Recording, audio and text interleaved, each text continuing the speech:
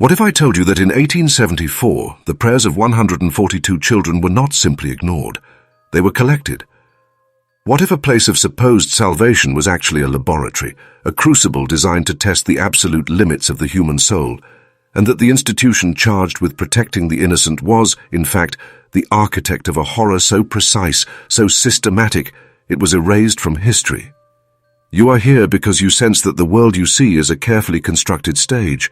You feel the presence of older, deeper currents moving beneath the surface of things, and you are right. But the truth is more dangerous than you can imagine. In the humid summer of 1912, a demolition crew in rural Louisiana was tearing down the rotted husk of the old St. Joseph's Orphanage, abandoned for decades to the cypress and the swamp. As they tore into the foundation beneath the chapel, they found it. Not gold, not relics, but a lead-lined chest. And inside, nestled in faded velvet, were 142 silver lockets, each one engraved with a child's name, and inside each locket, a single, tiny tooth. The foreman, a devout man, immediately called the local priest. Within hours, men from the diocese arrived. They weren't men of God. They were custodians of a secret. They confiscated the chest, paid the crew a sum of money that would guarantee their silence for a lifetime, and the next day, the entire foundation was filled with concrete. The official record states St. Joseph's was demolished due to structural instability. But the truth is, it was demolished to protect a legacy of cruelty so profound it defies belief. This channel is not for everyone. We do not tell comforting stories here. We pull back the curtain on the mechanisms of control that have shaped your world without your knowledge. The stories are real. The forces behind them are still active. That is, if you are content with the world as it has been presented to you, leave now. But if you have the courage to face the darkness that underpins our most sacred institutions, to understand the architecture of fear that has been built around you, then you are in the right place. Subscribe and ring the bell, not for a notification, but as an act of defiance, a signal that you are ready to see. And tell me in the comments, what state are you watching from? I want to know where the awakening is taking root. Because what happened to those 142 children wasn't just a tragedy. It was a blueprint. And you are living in the world that was built from it. The story of those 142 souls does not begin with the rattle of a demolition chain in 1912. It begins in the suffocating quiet of 1874, in the bruised and broken landscape of post-Reconstruction Louisiana. You must understand, this was a land drowning in ghosts. The Civil War had not just ended, it had bled out, leaving behind a generation of orphans, widows, and shattered men. Into this vacuum of faith and authority walked a man who promised not just charity, but resurrection. His name was Father Alistair Finch. He was not a simple country priest. He had come from Strasbourg, a city of strange sciences and older, darker traditions. He spoke of God, but his eyes held the cold, calculating precision of a watchmaker. He didn't see broken children. He saw a perfect, untouched resource. He saw clay, ready to be molded. Finch was a master of emotional architecture. To the traumatized and impoverished people of the bayou, he was a savior. He secured funding from anonymous, wealthy benefactors in New Orleans and Europe, and with it, he purchased a defunct plantation, its grand house scarred by fire, its fields fallow. He didn't tear it down. He built upon the wound. He called it St. Joseph's Orphanage, a name that promised paternal protection. But Finch was not a protector. He was a theorist. He believed that the human spirit, especially in its formative years, was a source of immense untapped power. He believed that faith, under the right conditions of stress and isolation, could be refined, concentrated, and harvested like a crop. His sermons were mesmerizing. He spoke not of gentle comfort, but of forging unbreakable will, of building a spiritual fortress within the child's soul. The desperate townspeople heard strength. They heard hope. They did not hear the chilling undertones of his true project. They did not understand that a fortress is also a prison. He selected the children with unnerving care. He sought not the most pitiful, but the most resilient. The ones with a spark of defiance in their eyes, the ones who had survived the unthinkable. He called them his founding stock. The orphanage was built on a system of absolute order, a stark contrast to the chaos outside its walls. Every moment of the day was scheduled, from the pre-dawn prayers to the last inspection at night. But this was not about discipline for the sake of character. It was about control for the sake of experiment. The children were forbidden from speaking of their pasts, their memories systematically erased and replaced with a new identity centered entirely around Finch and the institution.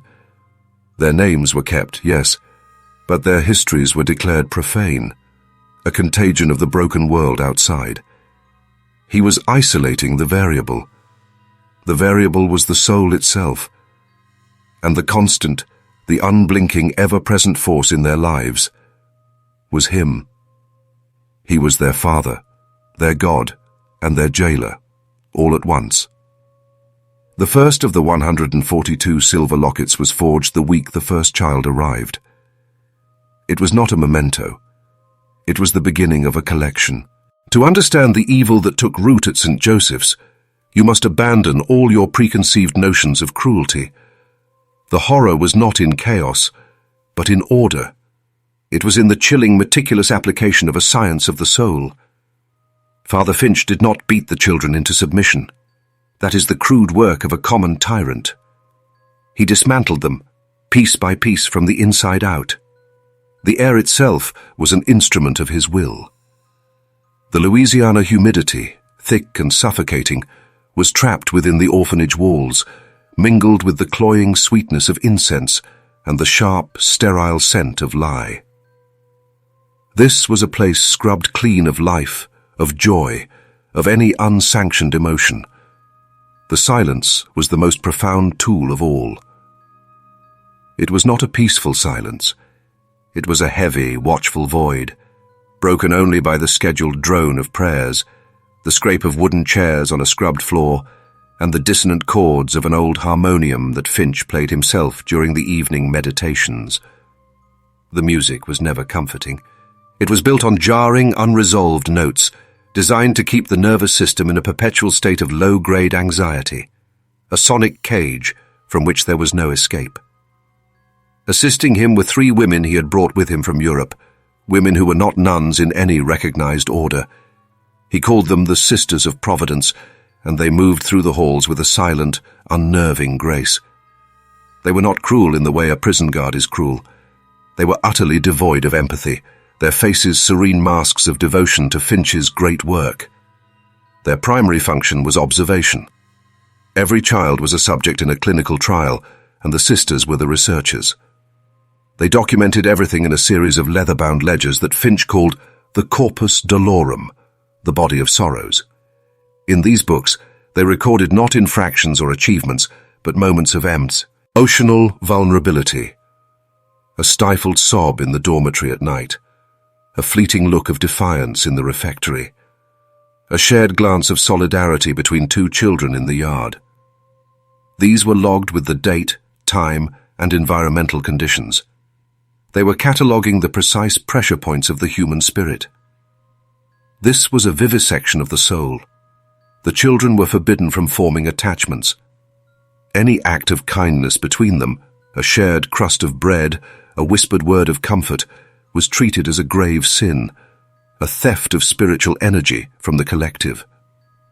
The guilty parties would be separated and subjected to purification, which often involved prolonged isolation in a windowless room in the cellar, where the harmonium music was piped in through a small grate. They were not just punishing behavior, they were systematically destroying the instinct for human connection itself. They were teaching the children that love was dangerous, that empathy was a weakness, and that the only safe harbor was absolute internal submission to the will of Father Finch. The silver locket was not a keepsake. It was a marker of progress. And the tooth placed inside? It was a biological sample, taken only when a child had reached a specific, predetermined stage of spiritual fracture. It was the physical proof that a soul had been successfully broken open, You must understand that Father Finch was not a madman in the conventional sense. He was a scientist of a forgotten and forbidden field. He believed he was practicing a form of spiritual alchemy, and St. Joseph's was his laboratory. The children were not merely his prisoners, they were his raw material. His central theory, documented in journals written in a meticulous blend of Latin, German, and astrological symbols, was that the human soul, under conditions of extreme and sustained psychological pressure, emits a form of energy. He called it luceat anima, the light of the soul. He did not mean this metaphorically. He believed it was a tangible, measurable force, a resonance that could be captured, stored, and ultimately weaponized. He theorized that this energy, when harvested from a pure source, an innocent child, at the precise moment of spiritual surrender, was the most potent substance on earth. It could influence thoughts, manipulate probability, and grant its wielder a form of direct, unspoken authority over the hearts of men. This was not about saving souls for God. It was about harnessing their power for himself and for the shadowy benefactors who funded his research. The entire orphanage was designed as an instrument to generate and capture this energy. The architecture itself was a circuit. The strange off-key angles of the hallways, the disorienting patterns of the floor tiles, the specific placement of iron fixtures, all were designed according to esoteric principles to disrupt the natural psychic equilibrium of the inhabitants. The constant, dissonant music from the harmonium was the tuning fork, meant to bring the children's collective emotional state to a specific, sustained frequency of despair. Finch referred to this as the resonant hum of sorrow.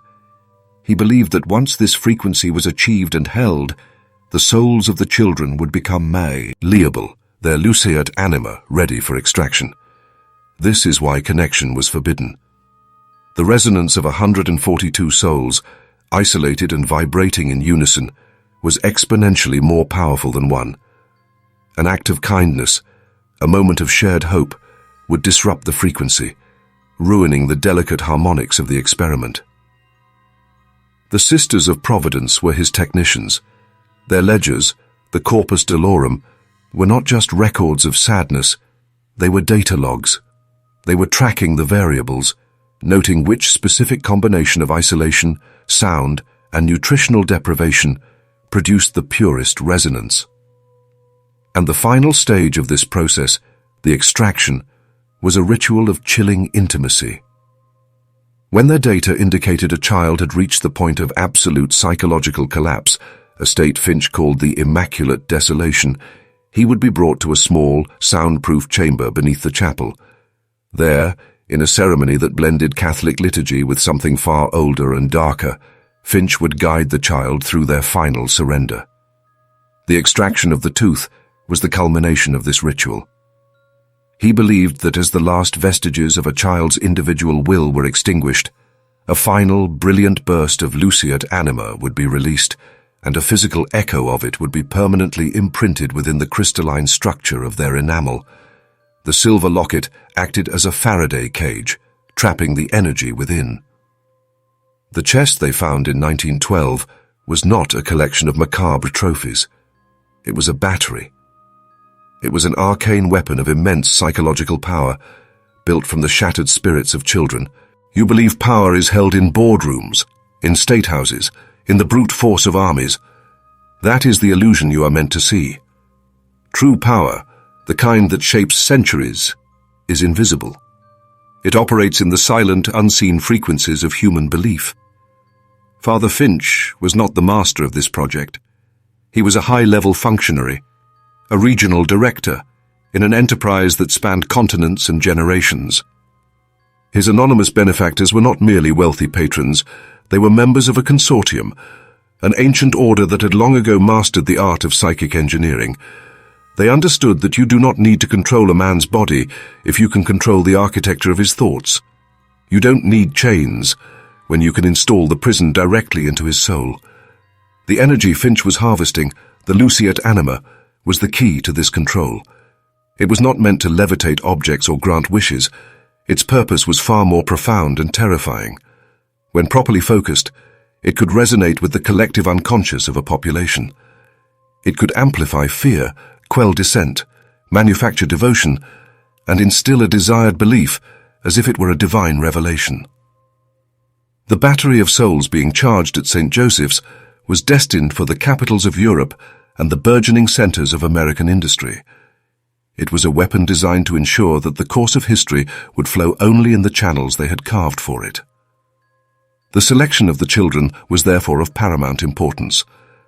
They were not chosen simply for their resilience, but for a specific, inherent quality they possessed, a spiritual luminosity that the consortium had learned to identify.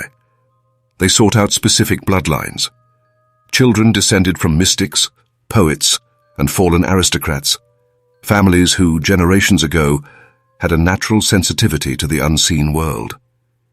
These children were born with a brighter flame, a soul that resonated at a higher frequency. They were scouted and acquired through a sophisticated network that masqueraded as various charitable and religious organizations, a famine, a plague, a war. These were not just tragedies to the consortium, they were harvesting opportunities. They were culling the herd, searching for these rare, luminous spirits and funneling them to laboratories like St. Joseph's. Once inside, the process of the hollowing began. It was a systematic erasure of the self. The children were fed a diet not only lacking in nutrition, but containing trace amounts of psychoactive herbs and minerals, compounds known to induce suggestibility and disrupt memory formation. Their names were spoken less and less, replaced by a number. Their pasts were never mentioned. They were placed before mirrors for hours on end and told to see the vessel, not the self, until their own reflection became that of a stranger. They were being unwritten. The goal was to create a perfect, empty vessel, a soul scrubbed clean of all personal identity, so that when it finally broke, the energy released would be pure, unadulterated by the taint of individual memory or desire. They were not just killing children, they were meticulously decreating them, transforming a human being into a divine and utterly empty resource. The process was not quick. The breaking of a soul requires a surgeon's patience. The children's days were a meticulously crafted assault on the senses, designed to unmoor them from reality itself. Think of your own memories. They are anchored by scents, by the quality of light on a particular afternoon, by the taste of a specific food. All of this was systematically denied to them. The food at St. Joseph's was a bland, textureless gruel, always the same, engineered to provide the bare minimum of sustenance without offering the pleasure or the memory anchor of a distinct taste. The air was kept at a constant, unnerving temperature, neither warm nor cold, eliminating the sensory marker of seasons. The light inside was always dim, filtered through windows painted a milky grey, so that one could never be sure if it was morning, noon, or dusk. They were being placed in a sensory void, a blank slate upon which Finch could write his new reality. Time itself was weaponized. The clocks in the orphanage were deliberately and erratically altered. A day might last 16 hours, or 30. The children's internal rhythms shattered, their ability to trust their own perception of time completely eroded. How can you hold on to who you are when you can no longer be sure when you are? This sensory deprivation was the precursor to the core of the work, the unnaming. A child's name is the first and most fundamental piece of their identity. It is the sound that means you. At St. Joseph's, the use of names was slowly, methodically phased out. First, the sisters would pretend not to hear a child who used another's name. Then it would be met with a silent, sorrowful look of disapproval, as if a profound betrayal had occurred. Finally, it became a punishable offense. The children were forced to refer to each other only by the number stitched onto their uniform. They were conditioned to stop thinking of Sarah or James and to see only number 7 or number 42. This was followed by the most insidious stage, the negation of memory. During their nightly meditations, Finch would guide them through hypnotic exercises. He would tell them stories of their own pasts, but twisted, warped. A happy memory of a mother's embrace would be re-narrated as a moment of suffocating danger. A memory of playing with a sibling would be reframed as an act of selfish betrayal. He was not just erasing their memories, he was poisoning them, turning the sanctuary of their own minds into a landscape of fear and self-doubt. They were being taught to hate the very person they used to be. The child who fought back, who clung to a memory, who whispered their real name in the dark. That child was subjected to the chamber of echoes, a room where their own whispered name would be played back to them for hours, distorted and demonic, until the sound that once defined them became a source of pure terror. This is how you unmake a person. You sever their anchors to reality, you steal their name, and you burn the library of their past. Only then is the vessel truly empty, the luceat anima inside pure and untainted, ready for the harvest. But you must not believe that a human soul, even that of a child, is so easily unwritten. Within the suffocating silent order of St. Joseph's, a desperate and beautiful resistance began to bloom in the dark. It was not a rebellion of fists and shouts. It was a rebellion of the spirit, a fragile network of shared consciousness that the sisters, for all their meticulous observation, could not initially comprehend. The children called it the glimmering. It began in the dormitories, in the dead of night. One child, on the edge of sleep, would focus on a memory, the scent of rain on dust, the warmth of a mother's hand, and push it out into the silence. Miles away in their own mind, another child would feel it. A flicker of warmth, a phantom scent. It was a form of telepathy born of shared trauma, a secret language woven from the ghosts of their stolen pasts. They began to share dreams, meeting in landscapes of memory that Finch could not poison because he did not know they existed. They developed a silent language of gestures, the twitch of a finger, the slow blink of an eye, that could communicate more than a paragraph of spoken word. This was a profound threat to Finch's work. The glimmering was an unauthorized resonance, a rogue frequency that disrupted the perfect monochrome hum of sorrow he was trying to cultivate. In the corpus dolorum, the sisters began to log these anomalies with frantic precision. Subject 23 exhibited a spontaneous smile, correlated with a sigh from Subject 91 across the refectory. No external stimulus was observed. They were witnessing the birth of a collective soul, a psychic organism fighting for its own survival, and at the heart of this resistance were two children, number 38, a boy who remembered the stars over the ocean, and number 114, a girl who remembered the sound of a violin. They were the strongest transmitters, the nexus of the glimmering. Their silent bond was so powerful it began to affect the others, creating moments of shared, unexplainable peace that showed up in the ledgers as data corruption. Finch knew he could not just punish them. To do so would be to admit their power. He had to turn their strength into a tool for their own destruction. He devised the most twisted test of all, what he called the trial of attunement. He brought the two children to the chapel, not together, but one after the other. To the girl, number 114, he showed a kindness he had never shown before. He spoke to her softly, gave her a piece of sweet fruit, and told her that her purity had earned her a special grace. He told her that number 38 was afflicted with a spiritual sickness, a darkness, and that she, in her purity, could help cleanse him. All she had to do was pray for his purification while listening to the harmonium. Then he brought in the boy. He told him that the girl, number 114, had betrayed them all, that she had revealed the secrets of the glimmering in exchange for favor. As proof, he played the harmonium, but this time, woven into the dissonant chords, was a distorted recording of the girl's own humming, a tune from her stolen past that she had shared with the boy in their secret communion. The boy's heart shattered. He heard her voice, twisted and weaponized, and believed he had been utterly betrayed. The glimmering between them died in that moment, and the wave of psychic agony that erupted from the boy was the purest, most potent surge of luceat anima Finch had ever harvested. He hadn't just broken a bond, he had successfully manipulated the soul's most sacred instinct, love, and turned it into a catalyst for its own immolation. The psychic silence that fell over St. Joseph's after the glimmering was broken was a new and profound kind of damnation. It was not the watchful, heavy silence Finch had engineered.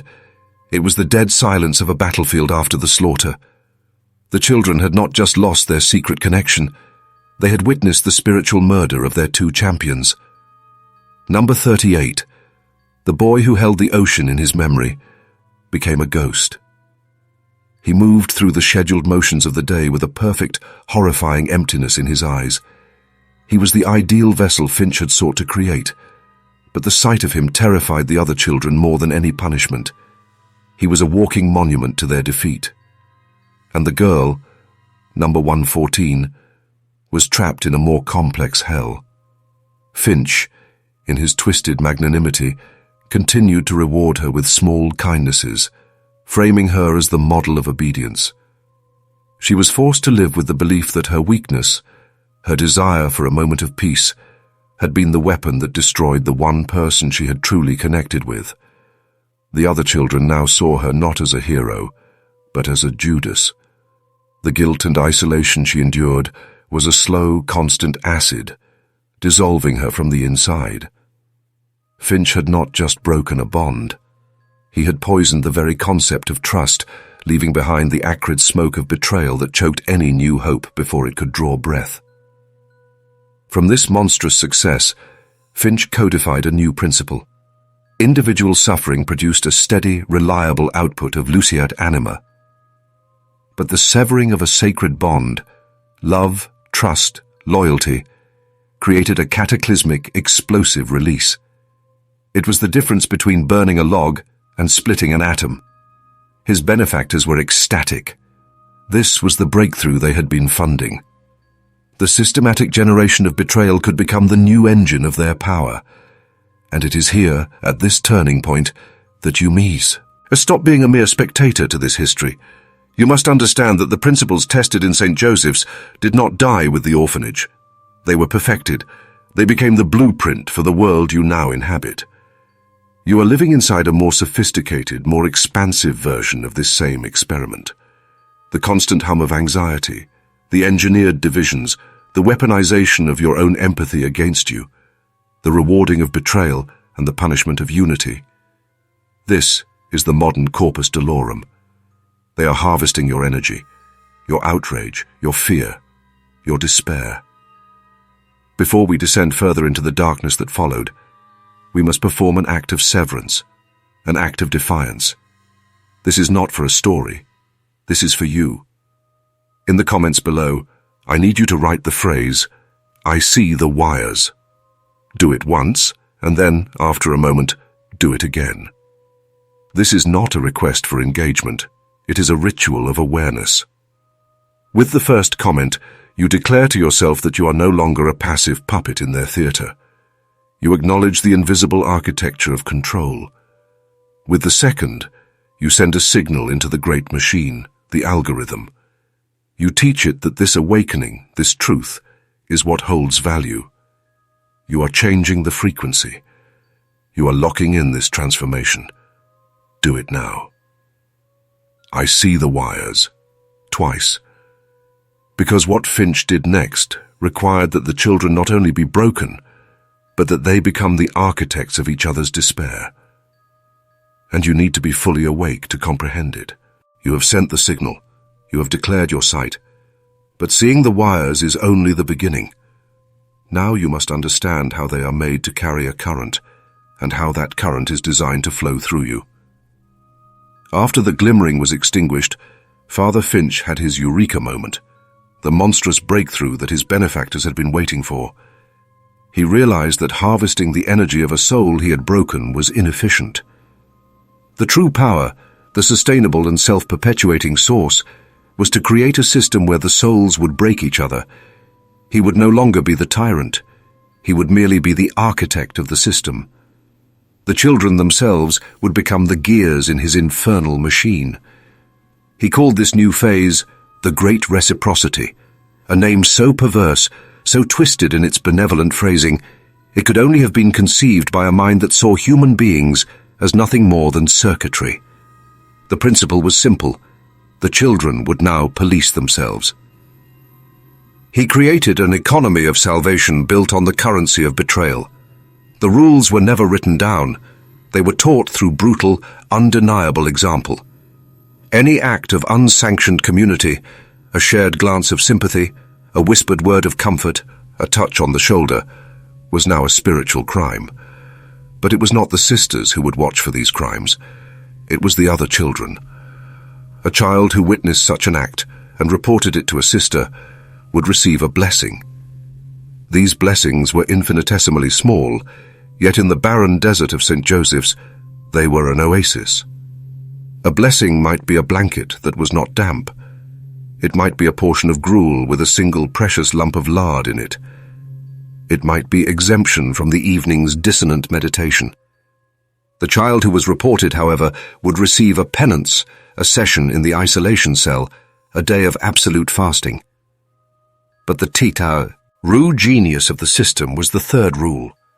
A child who witnessed a crime and did not report it, and was later discovered, would receive a penance twice as severe as the original offender. In one stroke, Finch made silence and solidarity more dangerous than active cruelty. He turned every child into a potential executioner, and every other child into a potential victim. The orphanage was no longer a prison. It had become a self-sustaining ecosystem of paranoia. The silence in the refectory became heavier than ever before, charged with 1,000 unspoken calculations.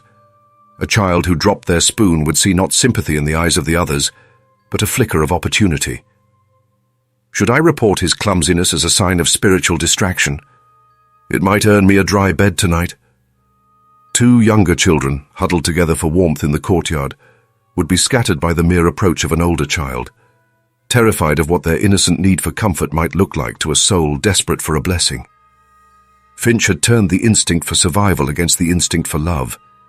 He had created a perpetual motion machine of misery, and the luceat anima it generated was of a new, exquisite quality.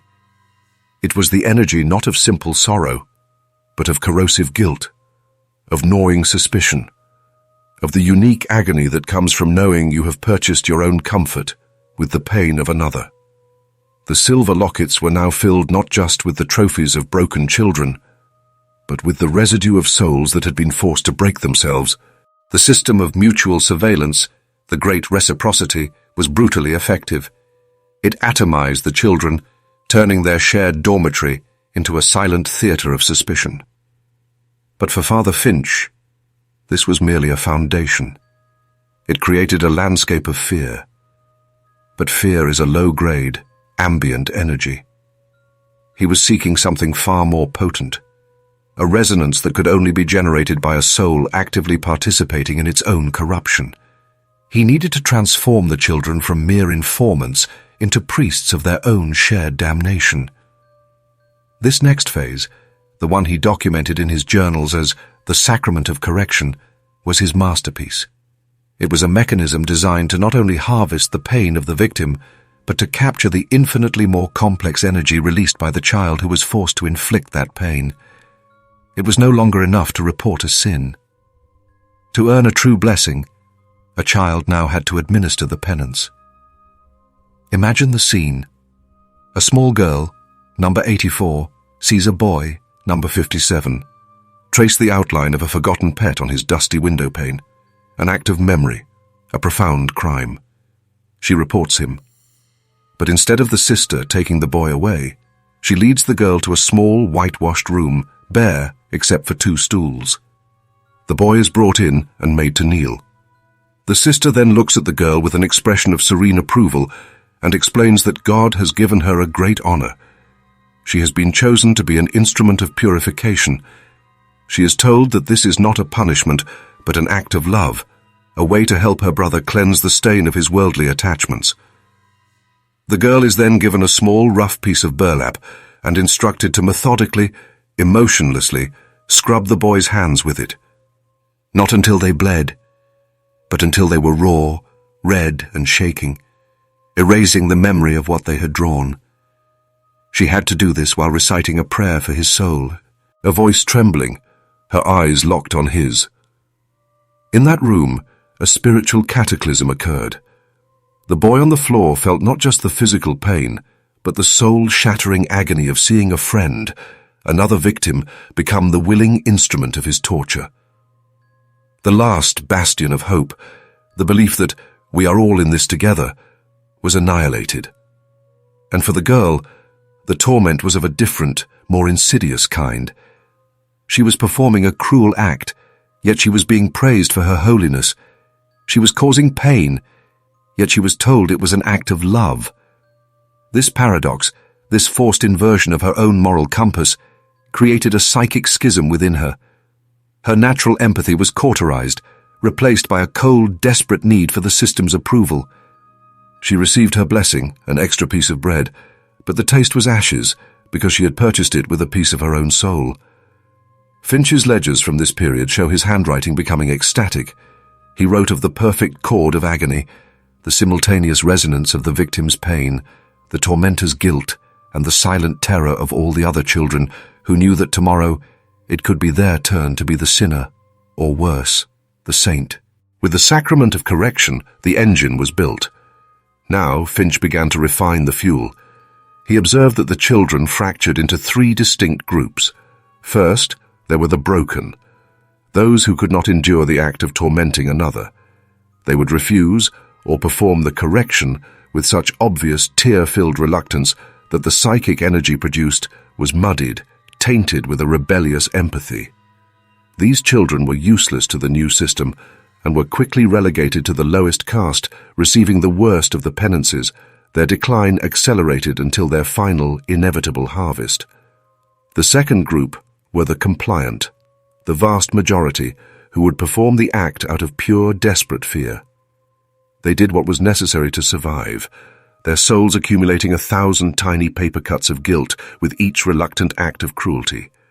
They were the workhorses of the system, producing a steady, reliable output of low-grade misery. But it was the third group that truly fascinated Finch.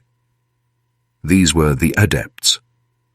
There were perhaps a dozen of them, children who, through some unique combination of trauma, resilience, and a terrifyingly pragmatic ability to adapt, discovered that they could perform the sacrament of correction with a clean, cold, and emotionless precision.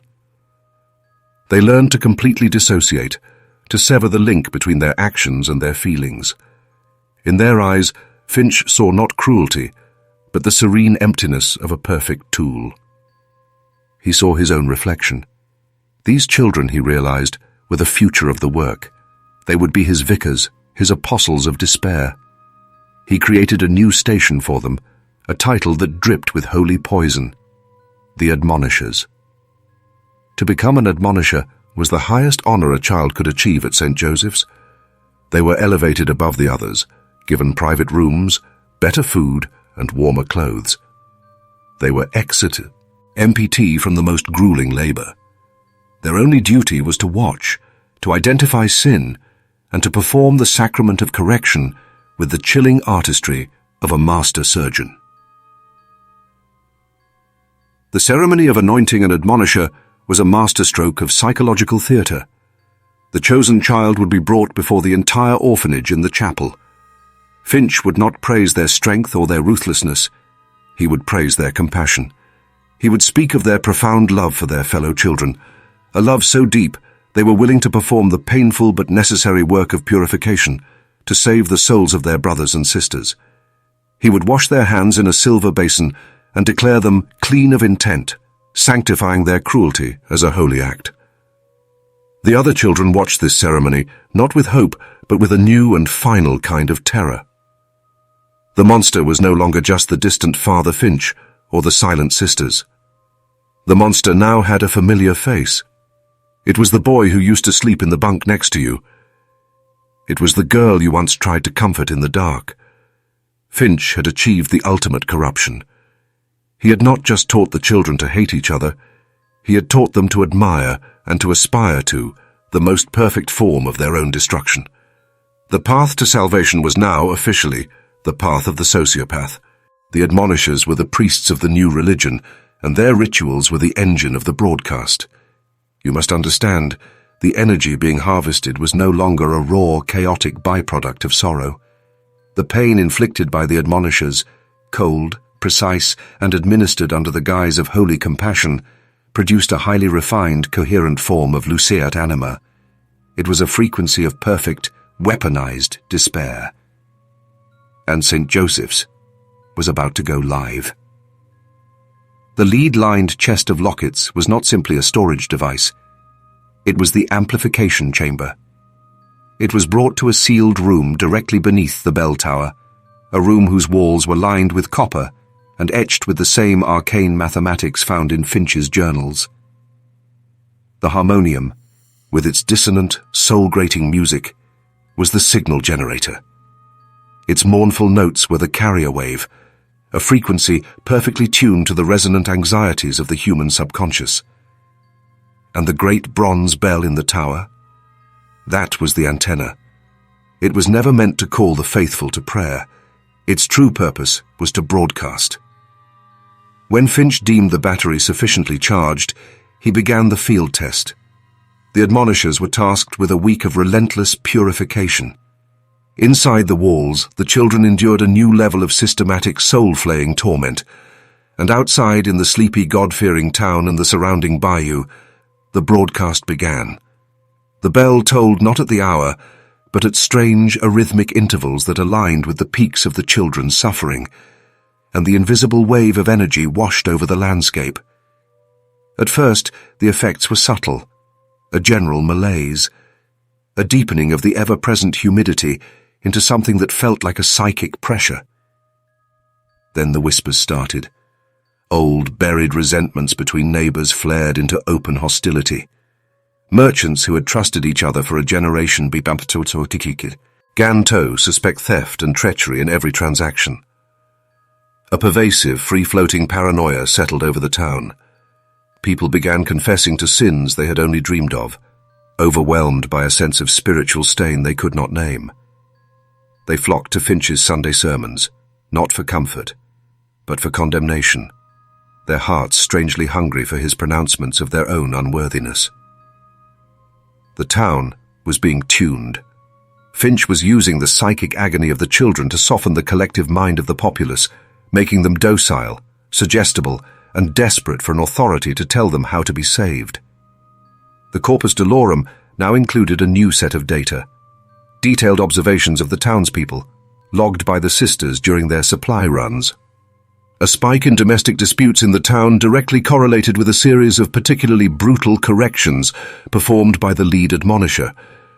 The failure of a local business corresponded to the final complete breakdown of a child who had resisted the longest.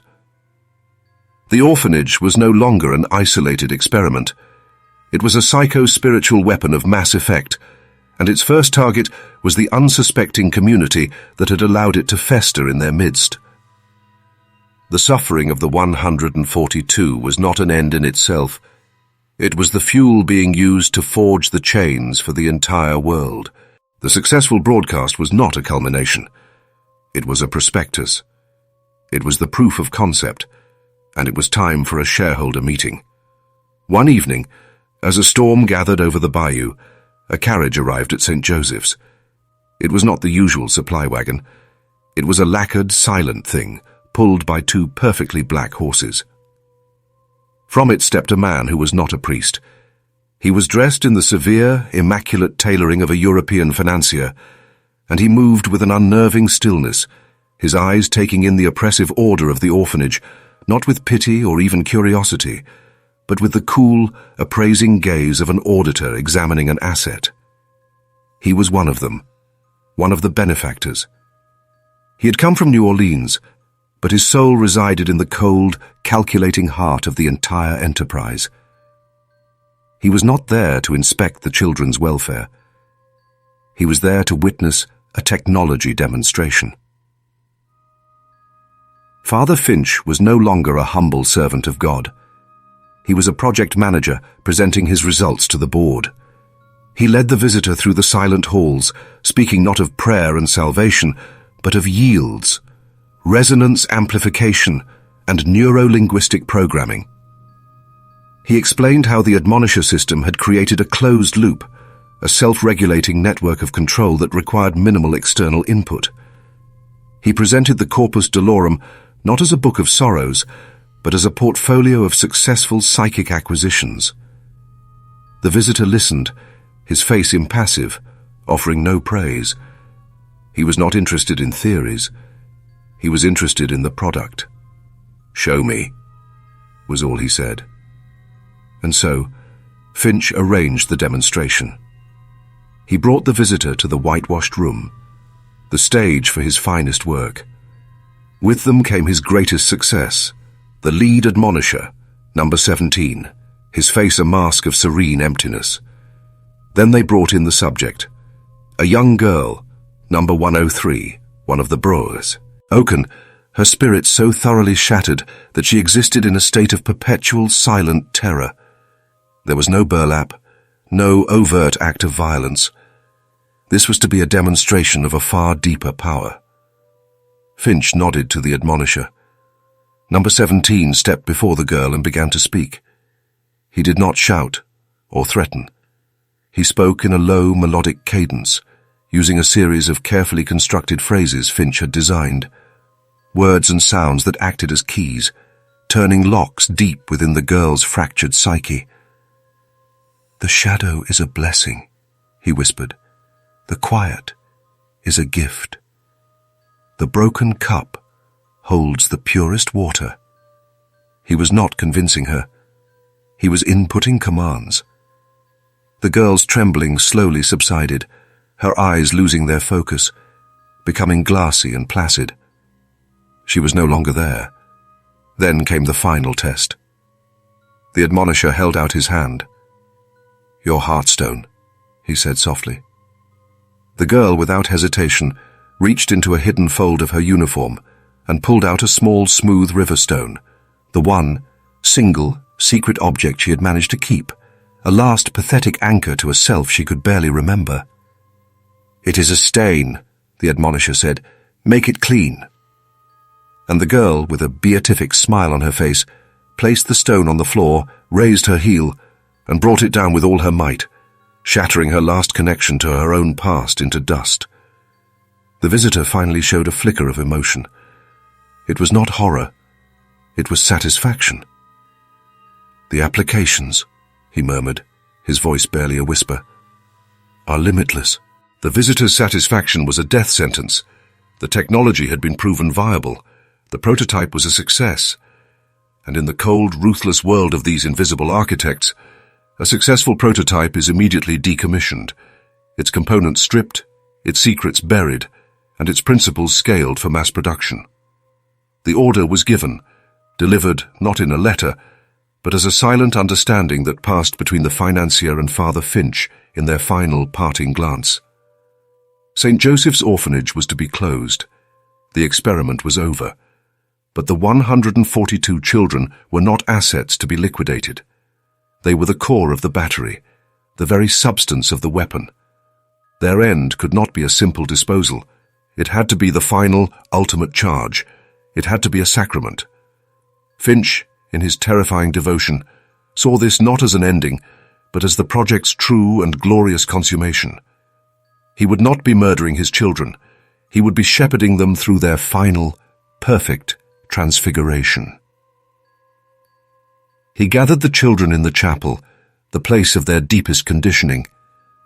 The admonishers stood at his side, their faces serene and empty, paragons of his success.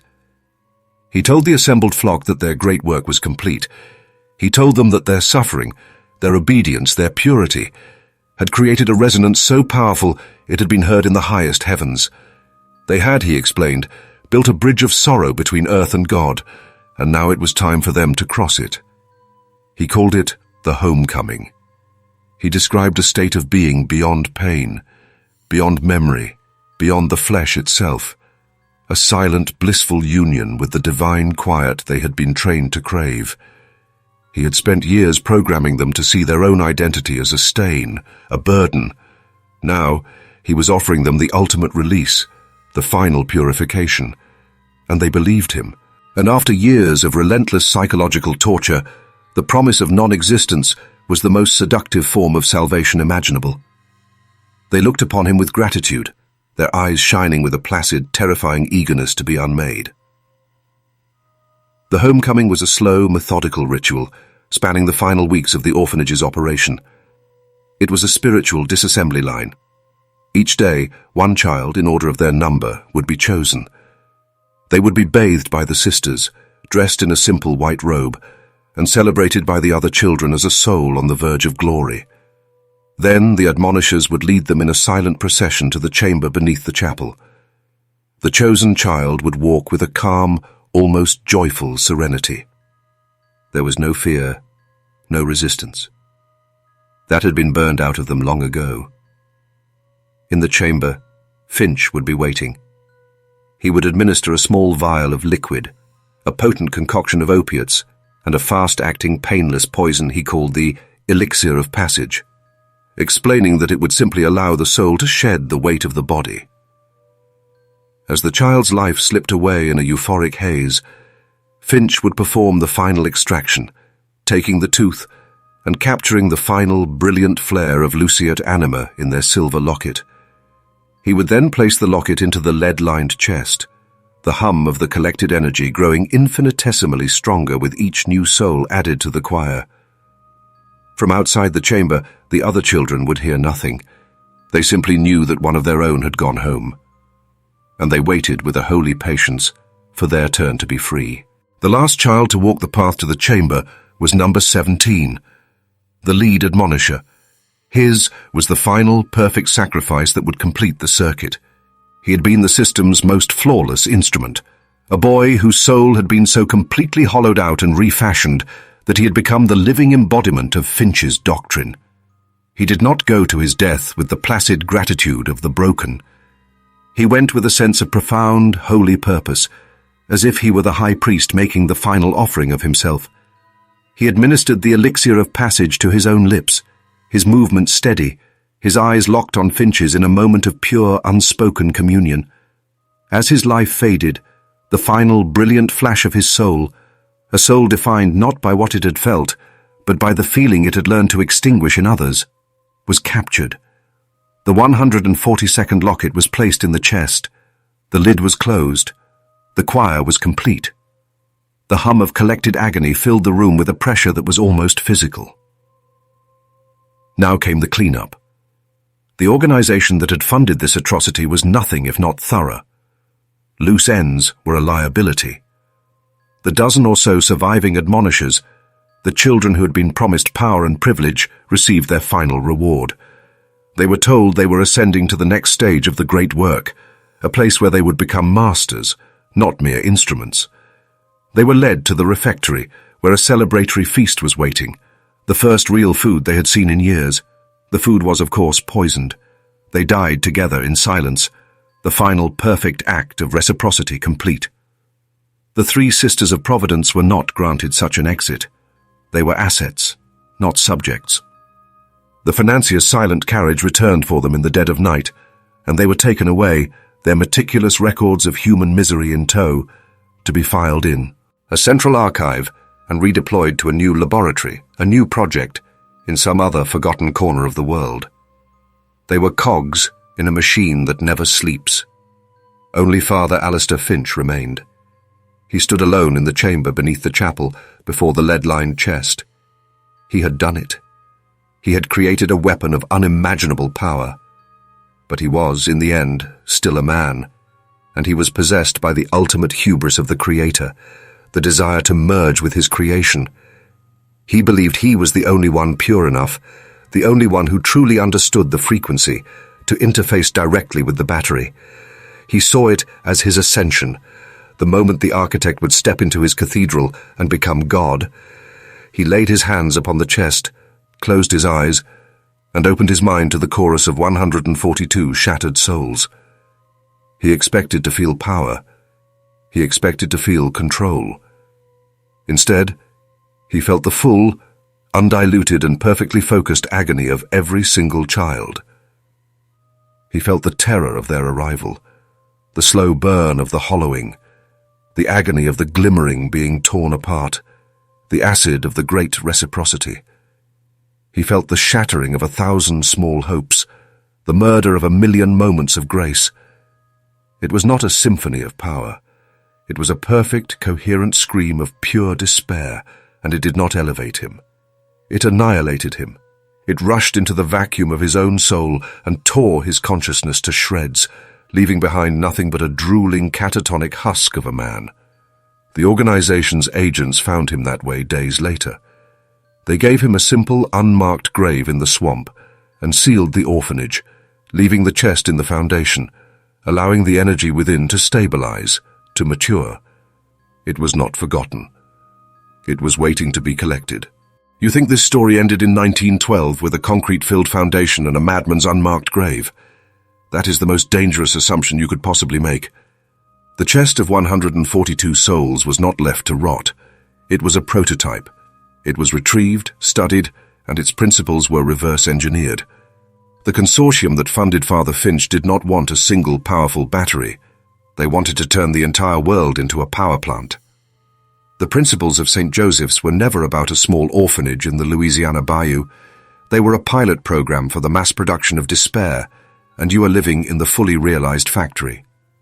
The dissonant harmonium is now the 24-hour news cycle, the endless scroll of social media, a constant, low-grade frequency of anxiety designed to keep your nervous system in a perpetual state of fight or flight.